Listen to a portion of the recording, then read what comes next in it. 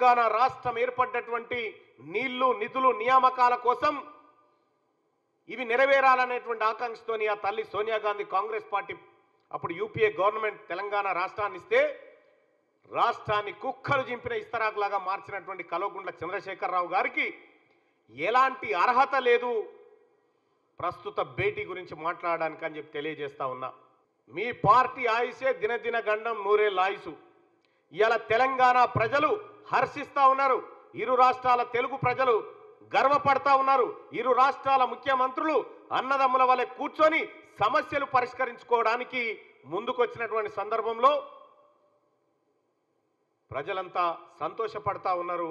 కాబట్టి మేము ఒక విషయం చెప్పదలుచుకున్నాం కేసీఆర్ గారికి, ఆయన పరివారానికి అందరికీ. 10 ఏళ్ల పాటు గతంలో ఉన్న విభజన సమస్యలు అట్లుండగా 10 ఏళ్ల పాటు నువ్వు తయారు చేసిన పెట్ట మామూలుగా ఏం లేదు. 10 ఏళ్ల పాటు అనేకమైనటువంటి సమస్యలు సృష్టించడం.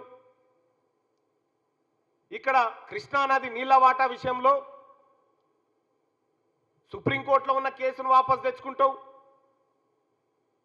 అన్ని సమస్యలను జటిలం చేసినావు. ఇవాళ కేసీఆర్ చేసిన పాపాలను కూడా రేవంత్ రెడ్డి గారే కడగాల్సినటువంటి పరిస్థితికి వచ్చింది. జగన్మోహన్ రెడ్డి గారు ప్రగతి భవన్కి వచ్చినప్పుడు కానీ, మీరు అటు బెజవాడకు పోయి ఇటు తిరుపతికి పోయి దర్శనాలు చేసుకొని వచ్చినప్పుడు కానీ ఏ ఒక్కరోజైనా అక్కడి ముఖ్యమంత్రిని మీరు ఆహ్వానించిరా మాట్లాడుకుందామని, లేదంటే మిమ్మల్ని జగన్మోహన్ రెడ్డి గారు ఆహ్వానించిరా? మీరు ఎప్పుడు కలిసినా గొంగడి కప్పుకొని చీకట్లో కలిసేటోళ్ళు మీరంతా. మీది చీకటి రాజకీయం.